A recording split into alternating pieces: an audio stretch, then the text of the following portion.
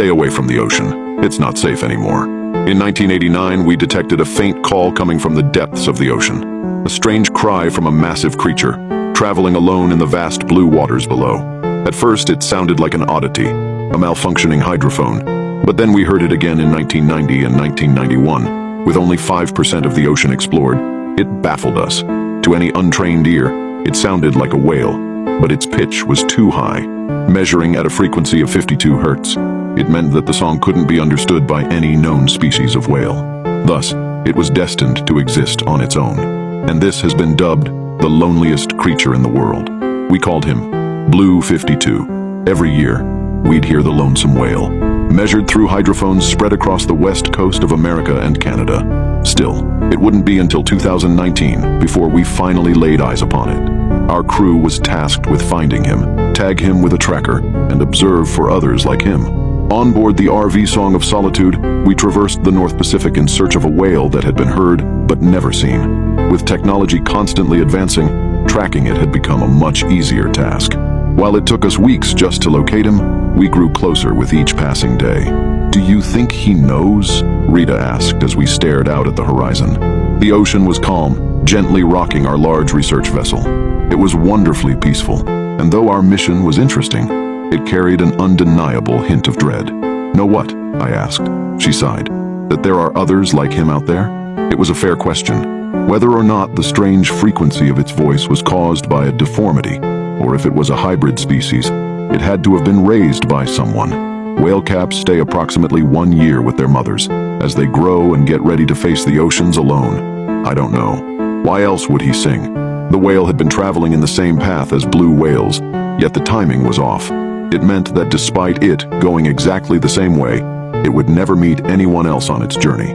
Wherever he swam, the others would be long gone. 40 years alone, just looking for someone else. She trailed off. Weeks passed as we searched. And in the late summer of 2019, we finally found him. There it was, surfacing for a breath of fresh air. An 80 feet long whale, spurting a fountain of water from his blowhole. He had a magnificent blue color, yet the shape of his body resembled that of a thin whale. Our theory of it being a hybrid had been confirmed, and he looked extraordinarily healthy, considering that he had survived on his own for so long. "He's magnificent," Rita exclaimed in excitement. Without hesitation, we planted a tracker on his skin with a suction cup and let him dive back beneath the ocean. We went to work and recorded more of his song, a somber tune of melancholy. We spent the next 3 weeks just tracking him, hoping to see another of his kind. Alas, he remained alone. During the nights, I often found Rita staring out at the ocean, marking each time he surfaced a brief. "He looks sad, how can you tell?" I asked. "I don't know, just a gut feeling, I guess." Poor Eros. Eros. "Yeah, I figured we're the closest thing he has to a family. We ought to be the ones naming him." I mulled over the name for a moment. It certainly sounded better than Blue 52. A bit ironic though, don't you think? Not at all. As the mission went on, Rita started sleeping less and less. She was afraid that we'd lose Eros if we didn't keep a constant eye on him. Whales hardly ever sleep, constantly needing to resurface, always on the move. Of all the mammals, they have the lowest requirement for sleep. We were 2 months into our mission when I was shook awake in the middle of the night. As I opened my heavy eyes, I saw Rita standing above me with a wide smile on her face. "There's another whale," she shouted.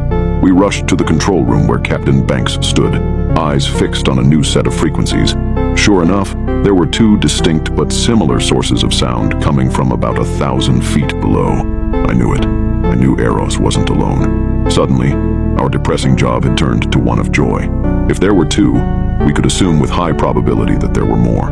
In fact, we might have been witnessing the beginning of a new subspecies of whale. It was a beautiful moment to behold. "You sure it's not just a malfunction?"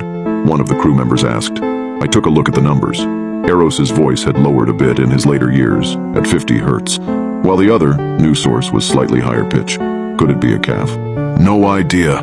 The sonar isn't picking anything up. We need to get closer." We waited until morning and tried to get closer to Eros.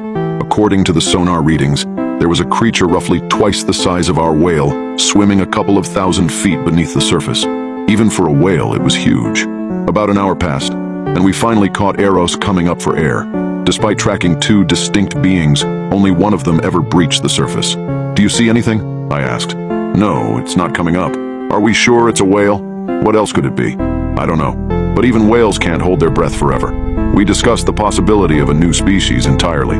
But before we could even alert our superiors back on the mainland, we heard something else. It was a third song, then a fourth, and a fifth. And before long, a whole pod of these creatures had been detected. They were massive, far larger than any known creature to occupy the ocean. It was a frightening but intriguing discovery. We were ordered to send down a submersible drone to get an actual view of the beings. I could